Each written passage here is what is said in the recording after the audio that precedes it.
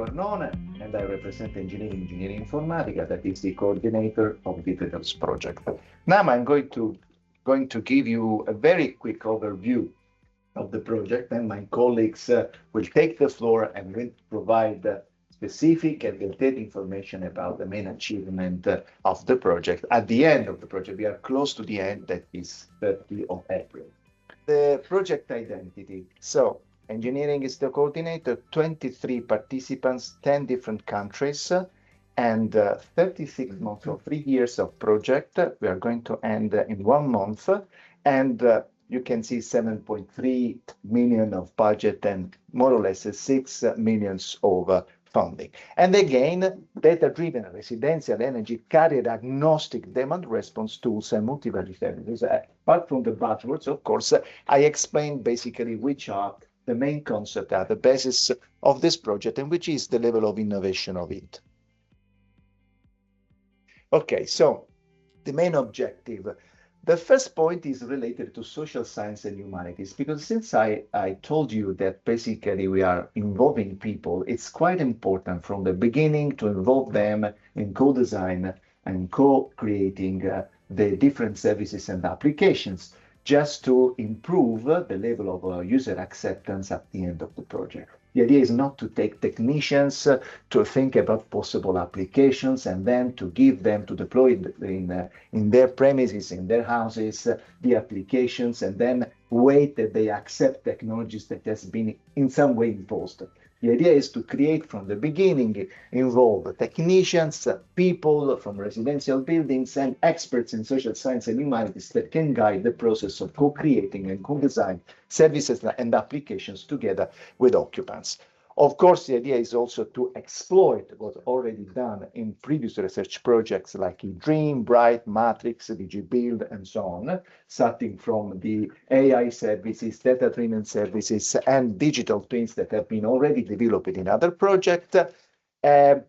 Extend and share energy data space interoperability and trust layer, because of course, when we talk about data, especially related to residential buildings, we talk about subjects that would like to not disclose their data, and who owns data usually is not so open to share data, especially if this data are related to energy consumption. So the solution of the energy data space and so connectors, data space connectors, it's something that we try to integrate in DEDALUS, even though it's not focused on energy data space, but we inherit something that has been already developed in other projects, in particular in EnerShare, just to make the sharing of data something that ensure the sovereignty and governance on data. Then to develop a middleware of tools and applications that can be properly tailored to our pilots. New business models. Of course, this is basically in any research project. You have to develop business models, you have to develop a sustainability plan, and so on. But in case of demand response, it's particularly important, because we know that if we simply remunerate demand response, usually we don't get any specific good result, because people are not interested in gaining a few amount of money and change at the same time their behavior. Of course, there is also a huge amount of work that has been very well done by our colleagues of ICONS especially, but basically also academic institutions that published many papers on conferences that allow us to disseminate our result.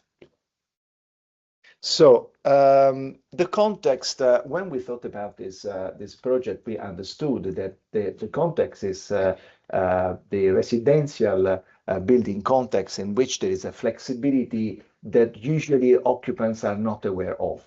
So the idea is, since more or less 40% of the energy consumption at the European level comes from buildings and from houses, from apartments, why we cannot exploit this flexibility? So the idea is to consider that actually we have technologies that are quite cheap, because we have devices that can be purchased at a very low price, but are not completely demand response ready. So which are the challenges? There are economic and social challenges and technological challenges. From the social point of view, there's a lack of awareness. That means users do not know exactly which is the amount of flexibility they can provide and how this affects their habits in terms of energy consumption. There is a lack of business models, so that basically who would like to put in place a demand response program do not know how to remunerate people, how to involve people. So we must think about a way to engage them in this process. So another point from the technical point of view is that, okay, we are talking about buildings. There are building energy management systems, and these rely on different technologies. This means different vendors, difficulties to integrate different systems, a huge amount of a high number of protocols and models. So we have a problem of interoperability, and we have a work package in DEDALUS that try to address issues related to interoperabilities, to ontologies, and so on. From the technical point of view, also, as I said before, we have devices, but these devices usually are not ready for a real-time demand response, so they cannot. Okay, thank you. Let's go back. So I was talking about the huge fragmentation of protocols, the heterogeneity, the smart appliances that are smart but not demand response ready. There is a lack of real-time coordination of these devices to support smart grid applications. And of course, there's also a lack of trust in terms of data sharing, as I said before, so that data space and connectors can be a potential solutions that fix this problem.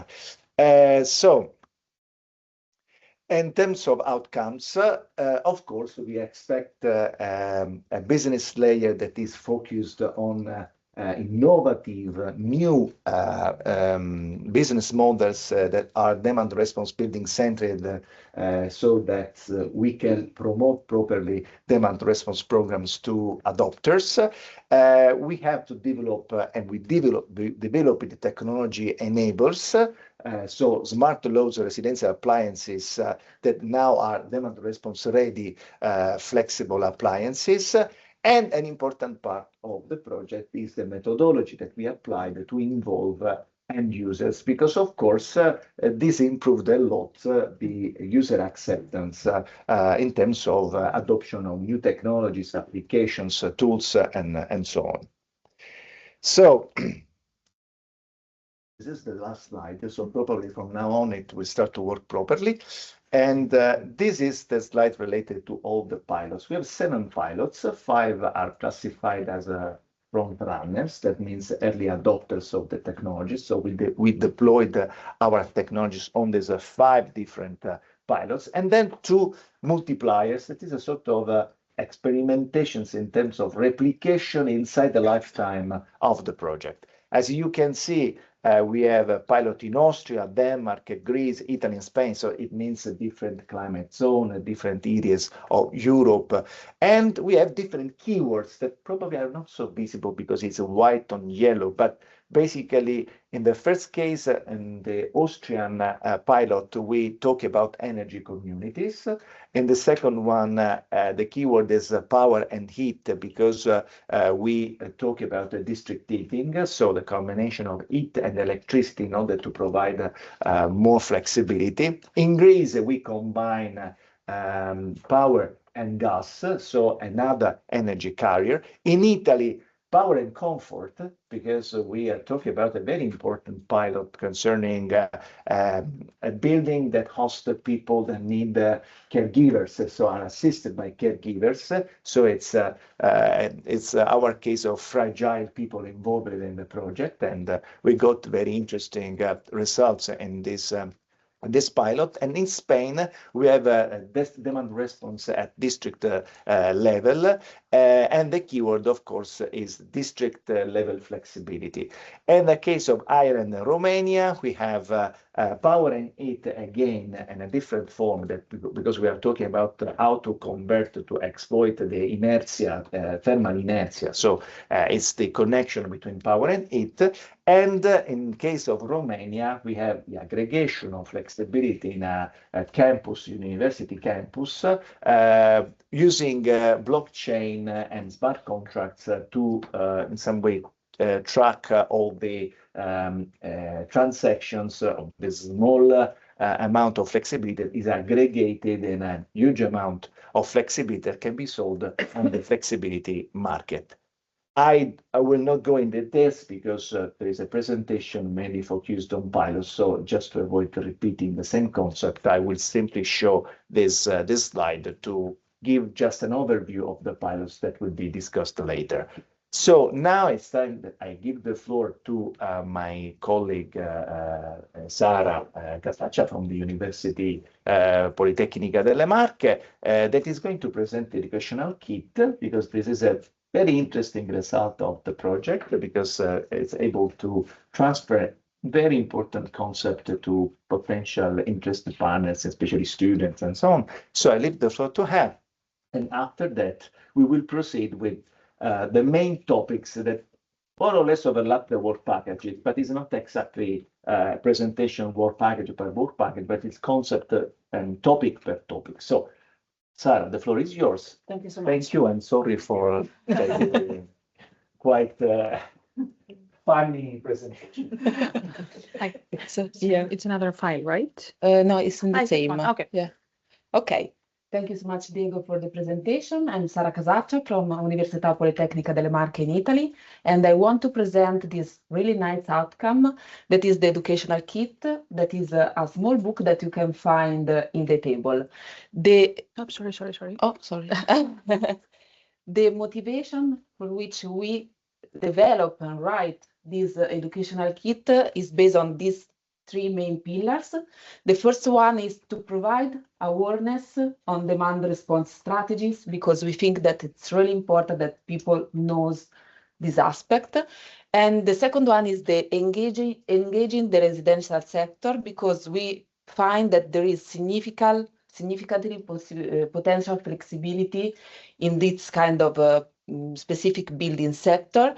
But however, the adoption of demand response depends on user behavior, comfort perception, and social acceptance. The third pillar is the education future energy professional. So we developed this educational kit for the next professional on energy. So the main aim is that we want to provide this kind of book for the university students, but not always. Specifically, we want to provide this book for all the professionals in the area of energy. Okay, sorry. The content overview of the document is based on these aims. Particularly, we define and we focus the attention on the residential building sector. And then since when we are talking about demand response, the main aim is that we want to decrease the consumption on energy, but at the same time, we want to guarantee the comfort inside the environment. So this is really important, because the measurement of comfort can provide and can increase the well-being and the health status of people. So we don't want just to save money, but we want to guarantee the comfort. So this is a really huge pillar of the project. Then in the book, you can find some specificity on innovation. So artificial intelligence algorithm that we use to train model and analytics forecast. And then, of course, we are talking also about different kind of building sector, like building, district, energy community, but also all the stakeholders in this area. In the educational kit, you can find three core services explained of DEDALUS. The first one is the energy flexibility tool, Flexit, that forecasts residential energy use and identify flexibility potential. The second one is the comfort flexibility service that monitor indoor comfort by using the feedback of the user. And then what we are doing is to provide an optimal trade-off among energy and comfort. And the last one is the district level energy management that coordinates energy flows across building and communities. All these three services are explained by using as example a real pilot demonstration. So the last point of the book is the lesson learned, because the knowledge empowers understanding and contribution to the future of smart, flexible, and inclusive energy system in Europe. So I think that it's a really nice part of the book, because when you read the book, you can learn something new about demand response and energy and comfort optimization. I want to thank all the people that work with us at the preparation of this book, and thank you so much for the attention.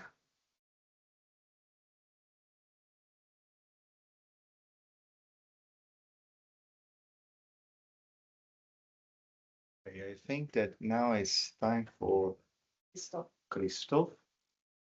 Christoph is coming to talk about basically the user engagement and the co-creation, co-design. That is the basement, the foundation of our system. I just want to know we talk about users, we talk about energy consumers. So their involvement is quite a relevant part of our project. You can change it. Thank you. Let me just rearrange a little so I can use my notes. Okay, good morning also from my side. I hope you can see me also behind this huge thing in the middle of the room. Okay, now it should work. Okay, good morning everybody. My name is Christoph Schwarzenbacher from Blueprint Energy Solutions, Vienna, Austria. I'm going to present the work package 2 of the project. Diego already mentioned social sciences and humanities are a major part of the DEDALUS project. So this work package is majorly concerned with the socio-economic enablers for stimulating participatory, multi-value and energy carrier agnostic residential demand response. To give you an overview, first I want to talk about the scope of this specific work package. The work package establishes the socio-economic foundations for residential demand response, and to conduct it, to be able to do that, we firstly developed a set of high-level use cases and requirements to understand the setup of the project. Then several SSH methods were used. For example, citizen engagement. We also used co-creation through workshops and design thinking. We developed a set of financial and non-financial incentives for demand response systems. We applied several nudging techniques. I will give you some examples later on. We also used AI-based algorithms to cluster buildings and also for consumer segmentation. And in the end, we developed a first high-level software architecture that was used subsequently in the developments of the project. So in the beginning, we developed a set of 11 high-level use cases, and we did a gap analysis. The use cases ranged from data management, flexibility assessment to smart control, demand response markets, and user-centered interaction. This was very important because it kind of created a common language for the project and the pilots involved, which means we looked at the pilot context, at the existing infrastructure, which assets in the pilots are available, and where upgrades for demand response or additional equipment for demand response would be needed. So this was kind of the starting point that turned the ambitions of the project into a structured socio-economic approach. The next major step of this work package was the social science framework that was developed. Here, the objective was to kind of operationalize the behavioral theory behind the SSF in a way that could actually support pilot implementation. The framework first looked at the individual context of the end users, of how the goals are set, and then were linked to motivations, which finally leads to behavior and in the end demand response participation. So this was the basis for the co-creation workshops we conducted. The major lessons learned in the co-creation workshops with this social science framework is very clear. Effective user engagement needs firstly structure, but it also needs adaptation to local contexts. That was one major finding because we needed to adapt to each specific pilot majorly. Across the pilots, we saw again and again that trust, transparency, perceived control, and meaningful incentives strongly influence the willingness of the end users to participate in demand response systems. Another important point is translating SSH theory into something practical and replicable. Very important. So rather than keeping behavioral insights at a conceptual level, they were embedded into design of demand response services and the participation mechanisms we used. So to go on, the next step was consumer segmentation and clustering. Here, basically two approaches were used. First, questionnaire-based segmentation looked at the socioeconomic, the demographics, the attitudinal factors, which resulted in several personas, which you can see on the right hand, an example of such a persona. Second, machine learning-based clustering analyzed residential electricity load profiles. And by bringing those views together, on one hand the segmentation, on the other hand the clustering, we were able to establish richer user profiles, I would say. This is very valuable because it allows more targeted outreach and more differentiated service design in the end. The lessons learned was the social science survey results and also machine learning analysis should not be separated, or they can be combined, definitely. And when combined, they create stronger insights into who users are, how they behave, and how they may respond to flexibility services or demand response services. So next step was co-design of incentives and demand response services. Again, workshops with the pilots were conducted and they supported the co-design of incentives and demand response services. Through the co-creation, new data-driven demand response services and nudging schemes were designed and defined with the end users. And at the same time, needs and requirements for comfort-based flexibility models were identified and also translated into technical specifications that we used later on in the project, which is very important because it directly influenced the implementation of our demand response services. The work also assessed both financial and non-financial incentives. So what were the major lessons learned from the co-design of incentives and demand response services? The user feedback we gathered significantly influenced the design and redesign of applications that are used in the project and the demand response features, which improved usability and relevance of such. Another finding was that interventions cannot simply be copied from one site to another. Again, as mentioned before, we have to be very site-specific and adapt to the local context.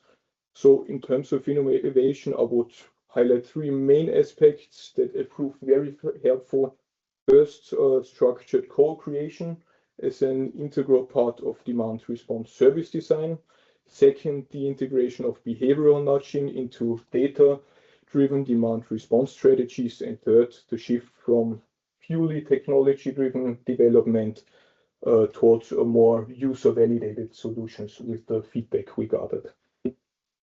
So next step, system privacy and cybersecurity requirements. In the end of the work conducted, we also came up with a first high-level software architecture and related requirements to the software architecture. The result was a 7-layer integrated architecture and a unified framework linking data management, the digital twins Diego already mentioned, cybersecurity, and in the end, of course, the demand response services. So the major lessons learned and the innovation behind this high-level software architecture, definitely architecture work needs to start early in the process of demand response, and it proves very valuable to integrate user needs from the beginning. The high-level architecture also helped us to define boundaries, dependencies, and scalability of the solutions, and defined use cases. And the defined use cases showed us that flexibility, digital twins, consumer needs, data management are definitely deeply linked.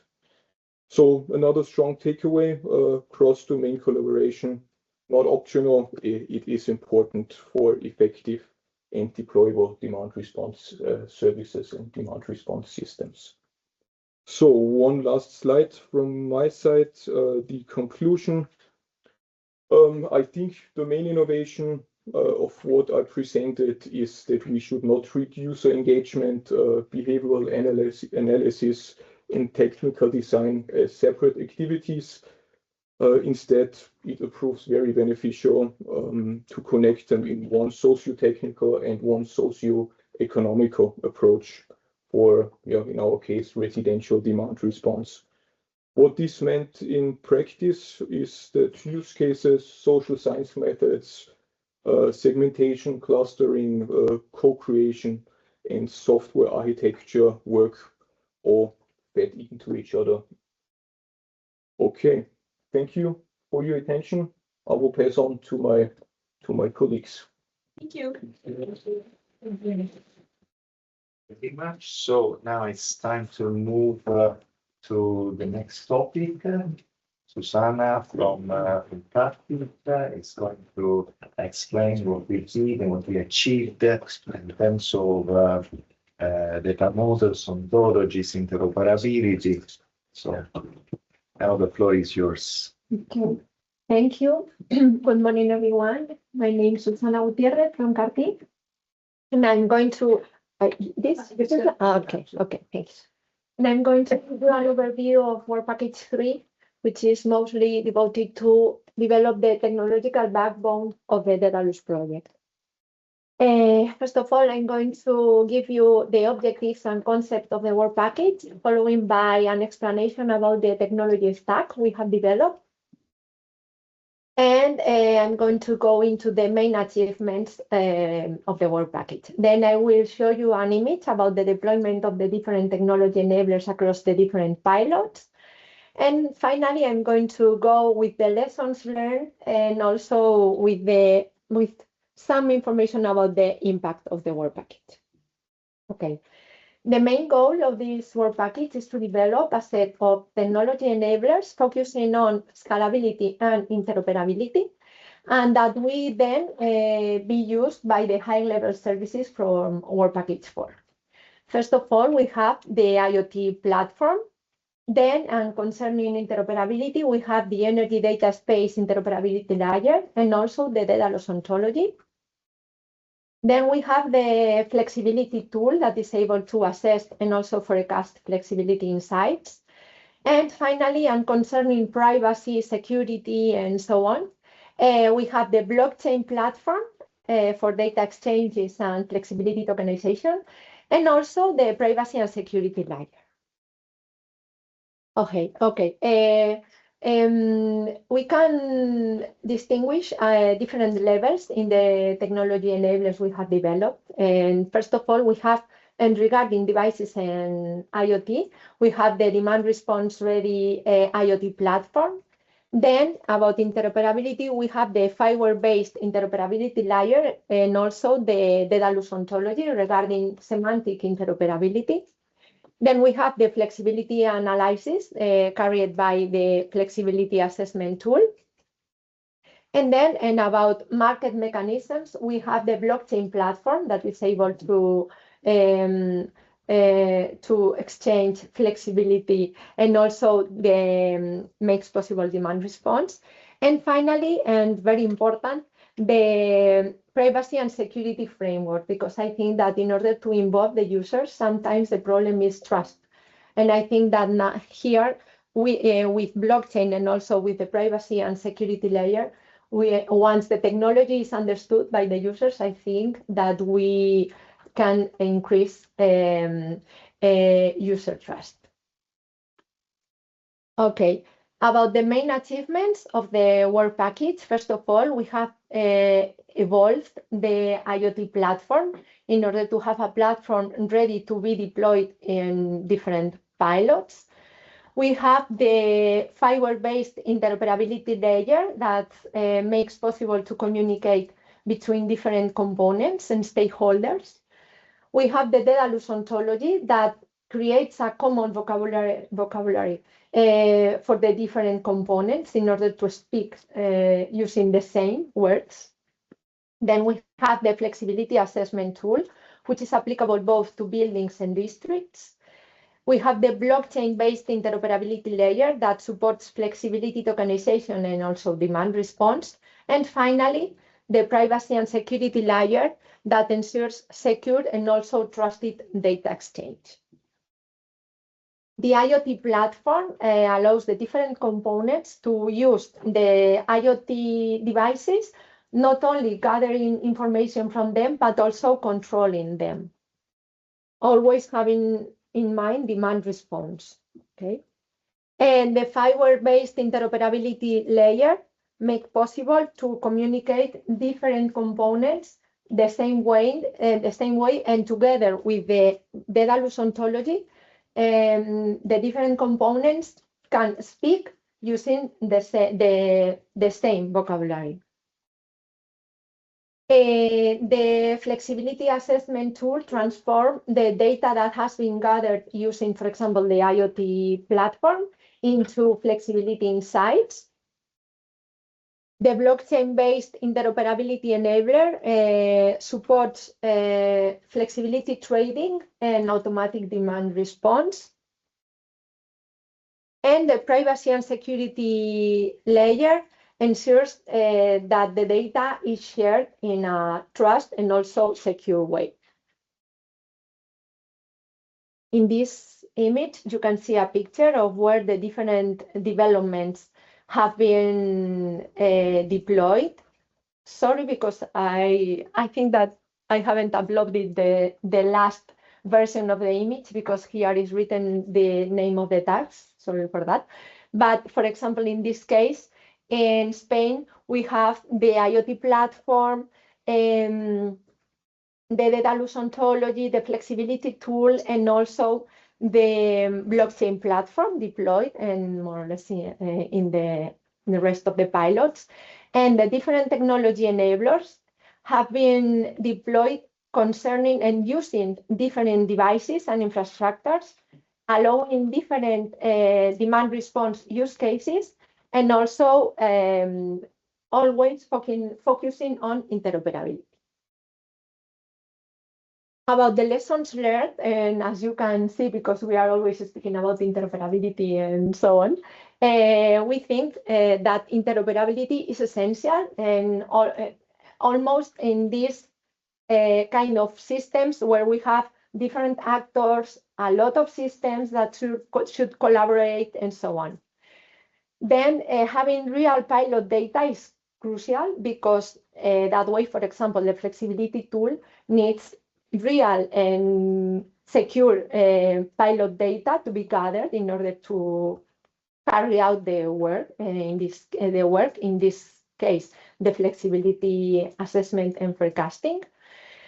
Then privacy and security must be considered from the very beginning, because as I said before, from my point of view, one issue that should be taken into account is that sometimes users are not so comfortable giving data, because they don't know where the data will be used and how this data will be used, who will access this data. So in this case, once the technology is understood more or less by the users, I think that we can engage them in a better way.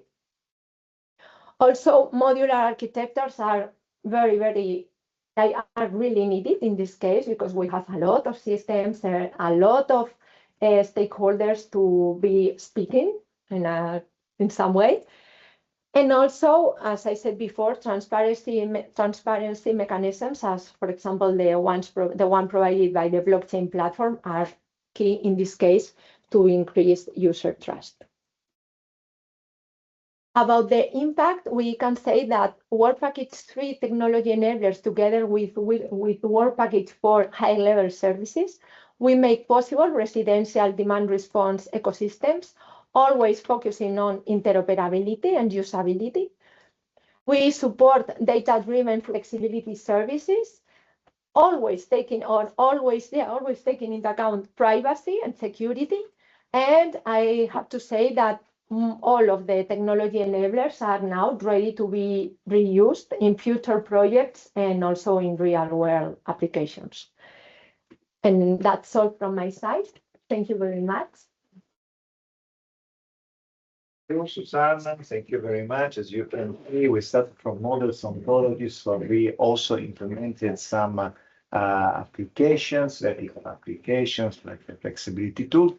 But now it's time for the work package that is mainly responsible for the development of the core technologies of the project. So I give the floor to my colleague Alessandro, that represents engineering as a leader of this work package. So please, the floor is yours. Thank you, Diego. I have to push. The arrow here. Okay, thank you. So good morning, everybody, also from my side. Thank you, Diego, for the introduction. Alessandro Rossi from engineering, and the leader of this work package, which is about the data-driven energy and non-energy services for the demand response.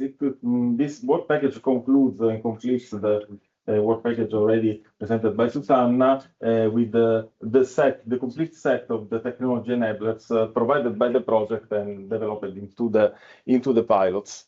The main objective were basically to provide digital twins for consumer-aware optimal flexibility planning, with also the introduction of the blockchain inside, a comfort-based flexibility model to introduce the comfort inside the demand response keywords, and the pre-aggregation in energy community, also the disaggregation to optimize the flexibility at device level, and last but not least, also the optimization of flexibility assets in the district heating.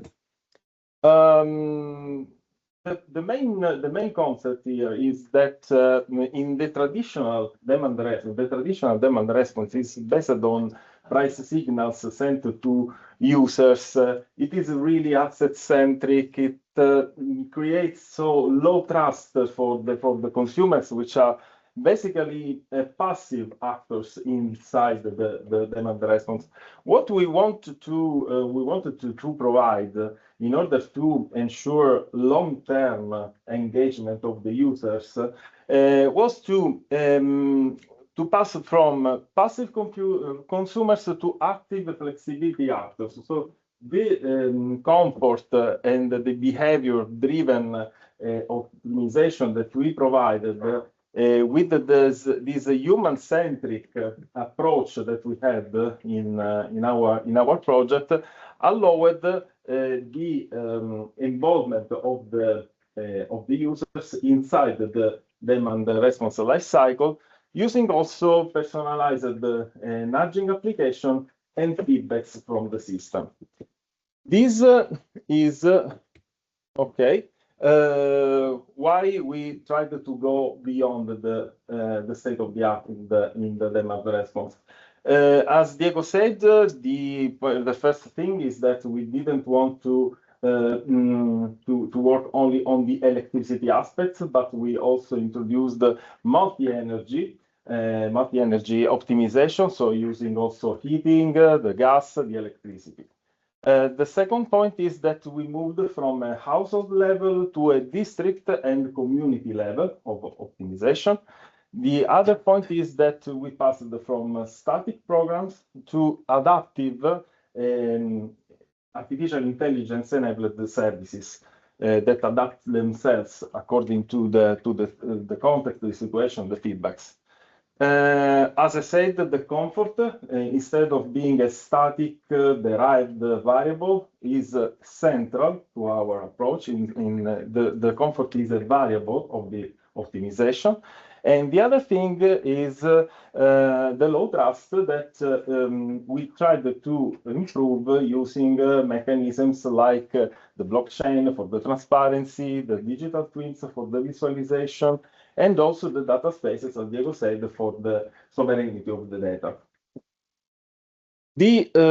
Some numbers for concrete numbers for the impact that we had.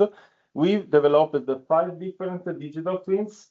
We provided also 9 different aggregation services, which were validated inside the pilots. And with this, we improved more or less the 15–20% of the demand response predictability. This is an important key point, that key performance indicator that we obtained. We arrived to TRL 7, even if tier 6 was expected for some of the technology enablers that we provided, and in some cases even TRL 8. These now start with the results of the work package. The first thing, as I said, the digital twins. We have provided the digital twins for the Danish, Italian, and Greek pilots for in different contexts. In Italy, here is the digital twin in Denmark. It's with a 3D visualization of the apartments. That, of course, is easier. It makes easier for the users to visualize and to be aware of which is the situation, the thermal and the electrical situation in the buildings. In the Italian pilot, we included the comfort inside this visualization with the recommendation for the day after. And in Greece, there is a different. Okay, in Greece we had a visualization of different parameters. The most important of which is the carbon footprint, which are visualized in the dashboard. And there is also there are also the digital twins in the Irish pilot and in the Romanian pilot. In the Romanian pilot, it included the technology enable 5 presented by Susanna. So giving the idea of the collaboration also between the different work packages. And here you can see how the comfort model works. It's basically a 5-step approach with the data collection, the analysis, and then the feedback to the users about how to improve the energy consumption, but ensuring the comfort of the householders. This personalized comfort management allowed us to reach these numbers. In the Italian pilot, we improved the comfort by 26% and reducing the energy consumption of about 39%. More or less the same numbers, even better for the energy consumption in the Danish pilot. As for the demand response management, there are different applications that have been provided. The important thing here is that in the grid pilot, we also included the gas inside the optimization. And the nudging application, the nudging apps that have been implemented permits to the users to see live which are the behavior that is acted in that moment. The important thing here is the disaggregation of the profile. So once we have the energy load, the total energy load disaggregated into the different devices, the optimization can be more fine-grained and the results is better. So in this case, the nudging application moves and works both for the electricity and the gas part. In the Danish pilot, we have energy communities, in the nudging application for the energy communities. In the Irish pilot, this is used to control the heat pumps. In this slide, there is a focus on how the tariff system is used together with the disaggregation. In particular, this system in the grid pilot tries to translate RES-related data, which can be complex for ordinary people, into price data, which are easier to understand. And what the system tries to do is to move the consumption of, for example, flexible assets like a dishwasher, for example, from a random period to period in which there is a huge availability of RES and so also lower prices. So it's a win-win situation for the user and for the grid, and the application shows the results inside also the user interface.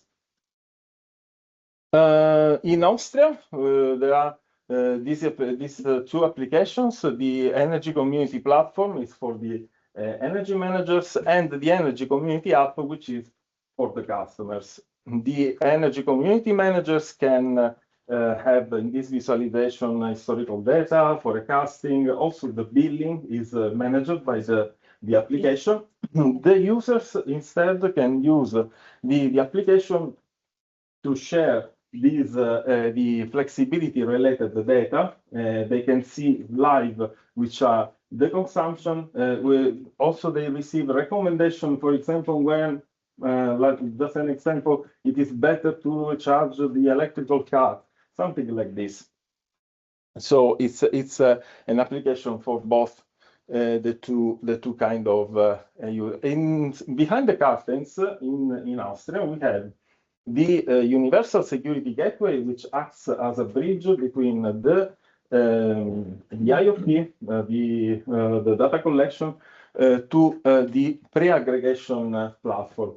So, what is this pre-aggregation platform? The pre-aggregation platform is able to aggregate different small-scale flexibility potentialities from different users, virtualize these assets, and provide to the market, to the flexibility market, a single player, which is the aggregation of these different single small-scale consumers. Of course, this provides more flexibility potentiality also to the system.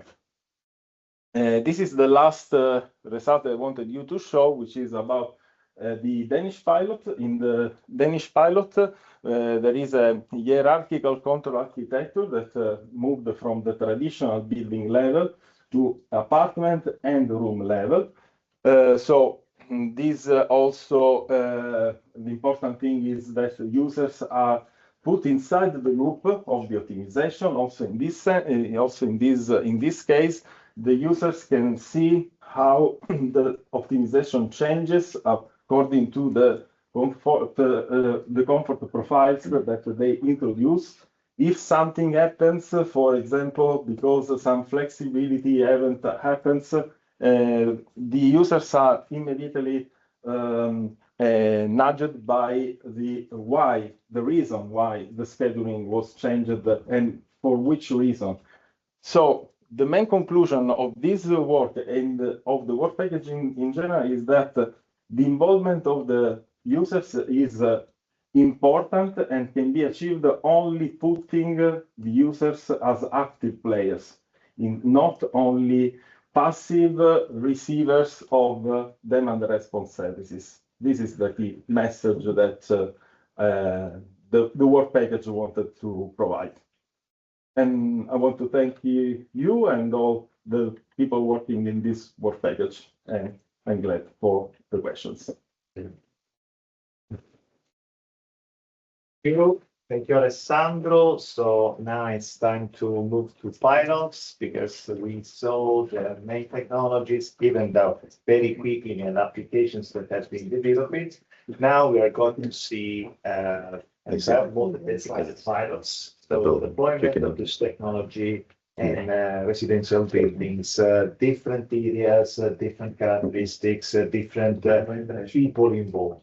So now I'm going to give the floor to Panos from M2A that is going to talk about the demonstration phase of the project. Hello everyone, Panos from MPUA. Nice to see you again. I will present the impact of the solution that Alessandro presented earlier. So I will present the numbers. But before going into the key results, we have to see the engagement that we did throughout the project since the beginning. Through different engagement measures, the co-creation and technical workshops, regular surveys or questionnaires, also app nudges, and in some cases we directly come in contact with the residents.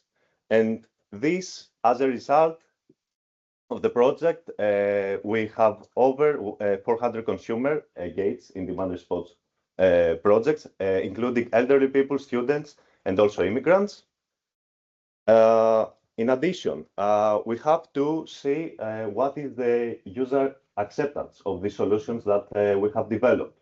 So what we did was we implemented a technical workshop, actually 2 technical workshops in each pilot, one for the residents and one for the professionals, with the objective to train the end users and demonstrate the DEDALUS solutions, communicate the benefits, and also collect the feedback. The methodology was, okay, initially we did the technical workshops. We asked the users what was their opinion, and then we let them have some hands-on experience on the service, and then we asked them again. So this was done through a standard social acceptance assessment, and here you can see some of the dimensions that we addressed in this survey. For example, perceived usefulness, ease of use, the attitude towards using the specific solution, the behavioral intention, and also the trust. On the right-hand side, you will see some examples of these questions.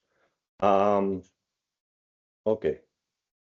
Starting with the Austrian pilot side, here we have a multi-unit building complex with a lot of apartments, also some offices. We have a shared PV and also a battery storage and some EV charging stations. So like Alessandro also mentioned here, we have a peer-to-peer trading platform that enables the operation and data management of this energy community and offer financial benefits. And we have also integrated the pre-aggregation platform with a universal secure gateway that enables the local optimization and the flexibility of these assets. And at the same time, for the users, we deployed the community nudging app to provide the users with recommendations to improve their energy behavior based on smart meter readings, and also, of course, some infographics. And here are the results.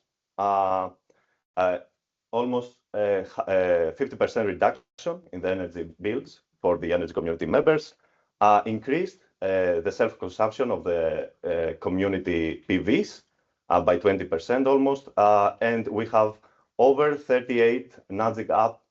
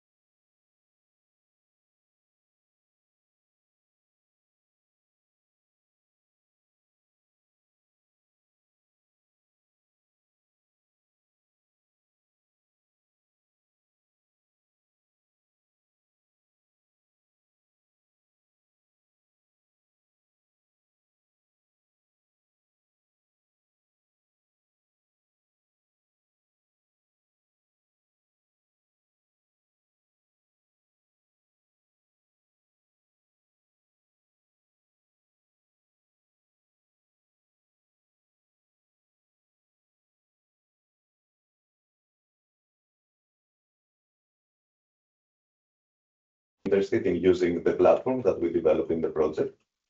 And not only this, but also 2 private investors were interested in supporting it. Just Just to prove that the solutions in some Are way actually- it's interesting also for people that must put money. in Yeah, this of kind course, business. of course. flexing. Yeah, it's You're saying that out of humility. It was a bit of a flex, I think.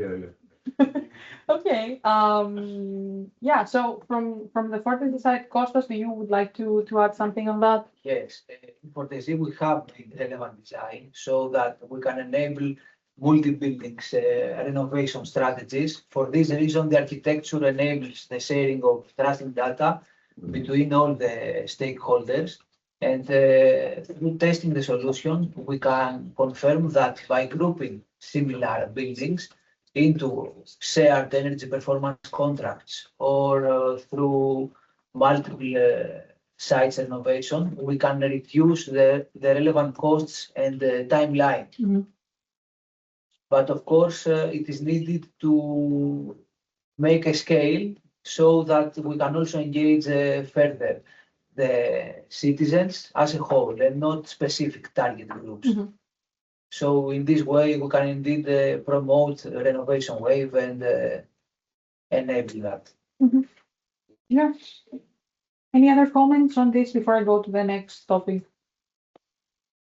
I think one quite Yeah. important aspect is if we are comparing the public buildings and the residential buildings, because public building that if we are talking about the decision about renovation, it's usually one responsible person or institution, head of institution who decides should we do renovation and what kind of funds we can apply and so on. And if we are talking about residential buildings, then there are apartments can be 200 residents, and depending on national legislation, how you get to this common decision that we should do a renovation, take a loan, or how we, and it's actually a very complicated process to even to get to the decision. And I think it's quite a big difference between public institutions and these private residential buildings.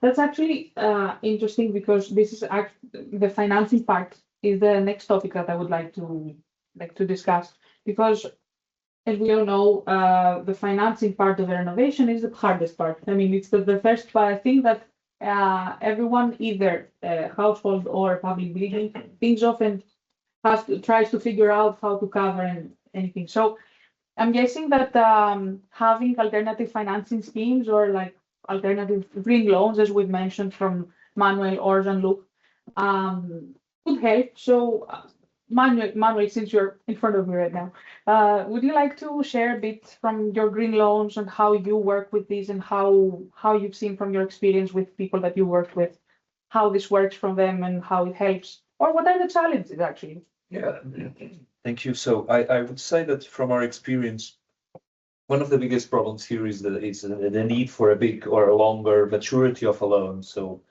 because if there is an actual payback on savings, if we don't offset this with increasing comfort and therefore no savings, it will require a long maturity, so payback period.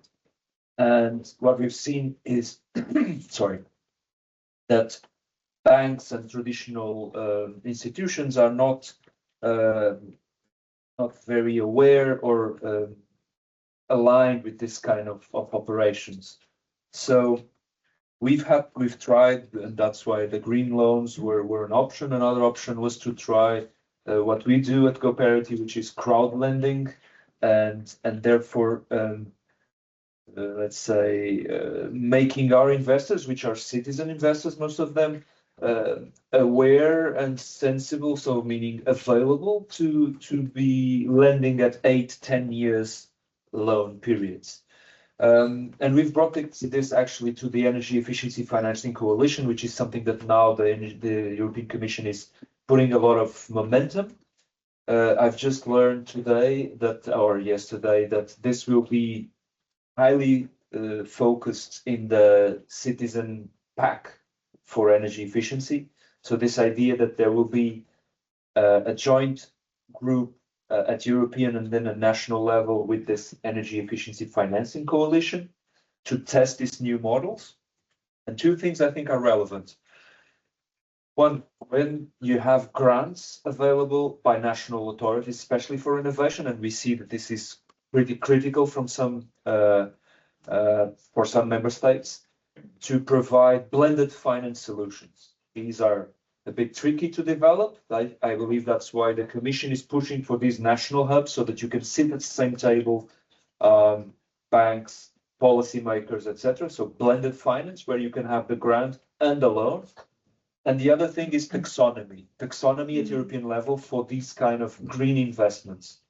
Namely, we have heard during the work of FORTESIE and the stakeholder interviews that banks want really to access EIB loans with better terms and conditions, but those are bound by taxonomy rules, especially Article 9 for those who follow this specific, which is the most restrictive green loans. And so in that sense, there is a lot of work, but I think the Commission is pushing for the tools and the ecosystems to see new solutions.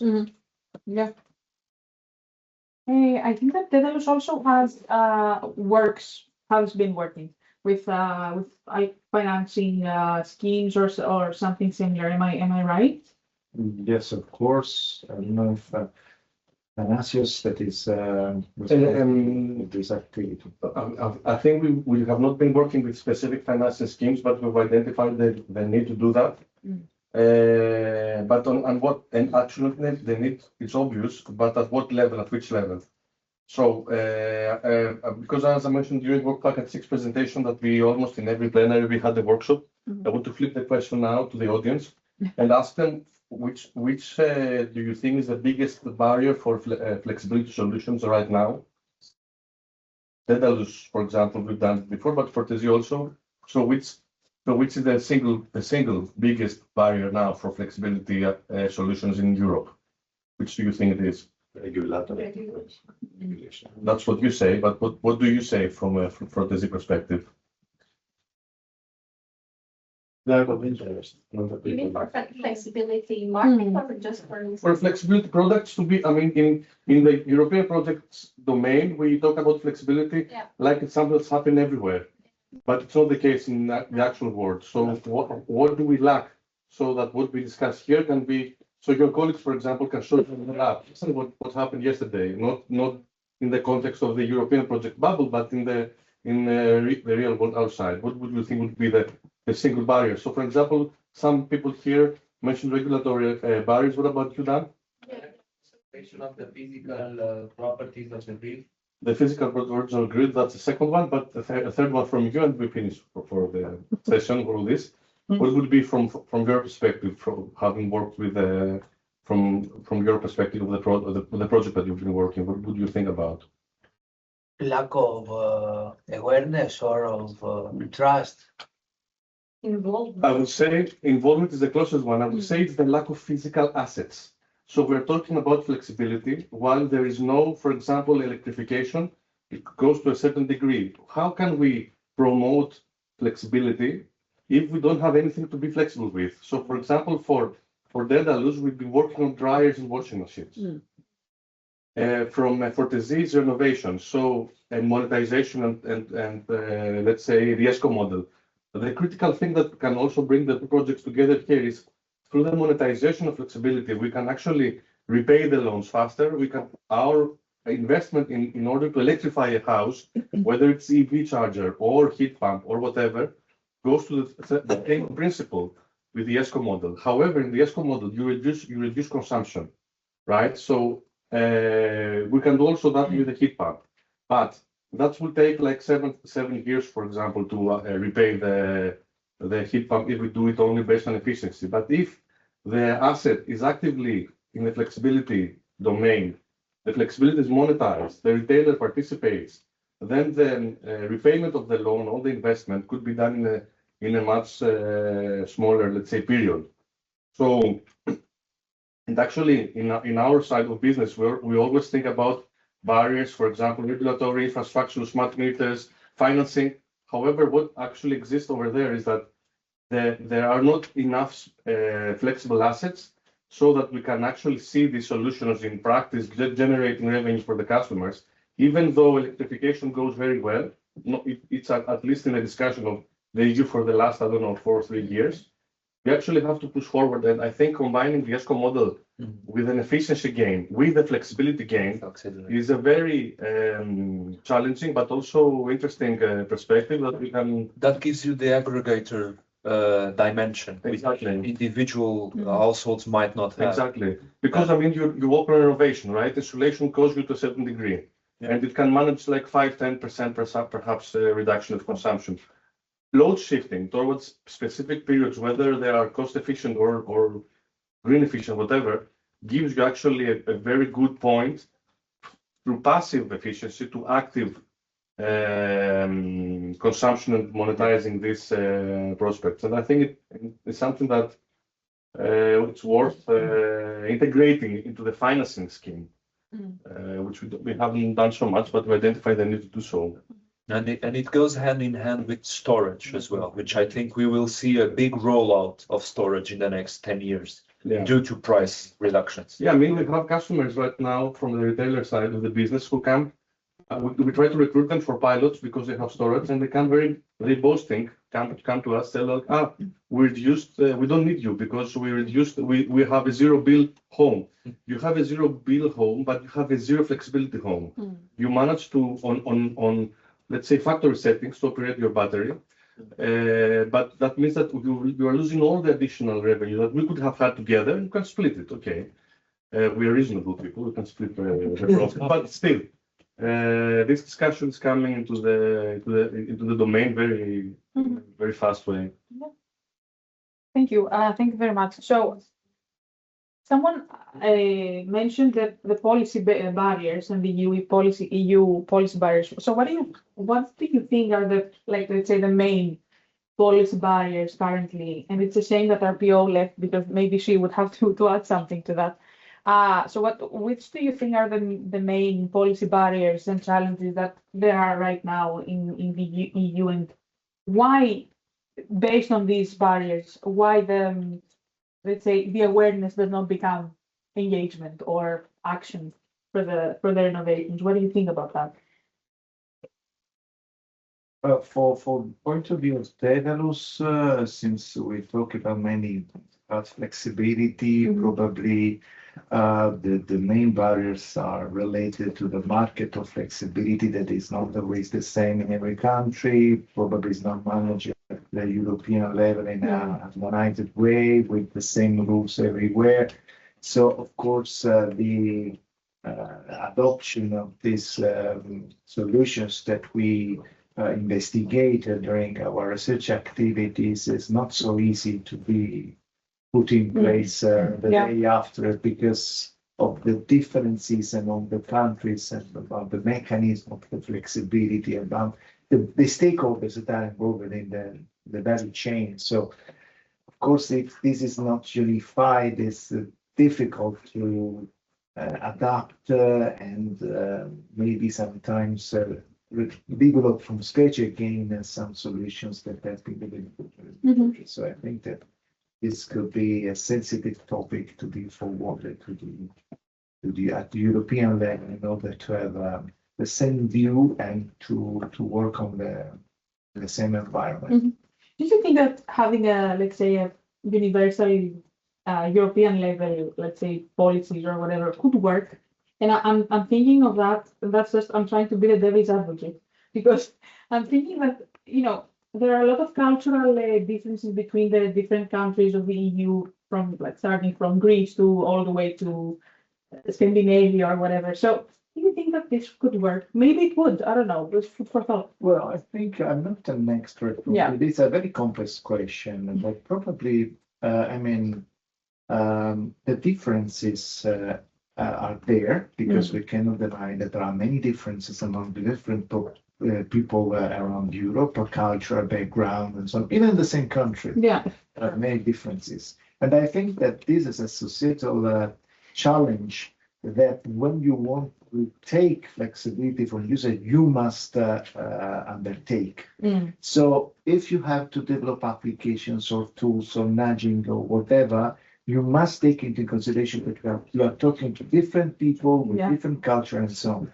But once that you extract or you collect the flexibility, I think that this is not so connected to the background or the cultural background. You found a way to convince people, to involve people in providing flexibility. But once that you have the flexibility, I think that you need the same framework at the European level, at the same approach, so that this asset, that is the flexibility, can be properly traded in the European context. Yes, I agree.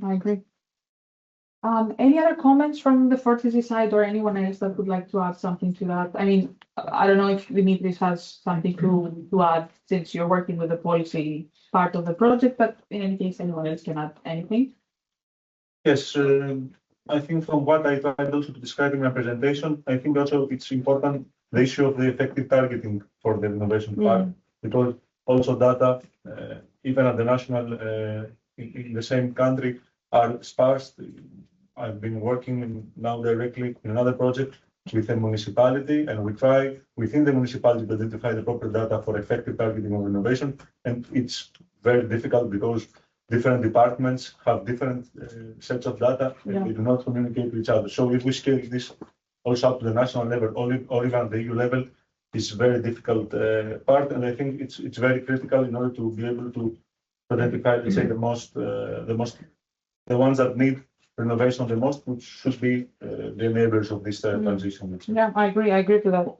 I just want to check the time since I think we're past our time for today, for having the room at least.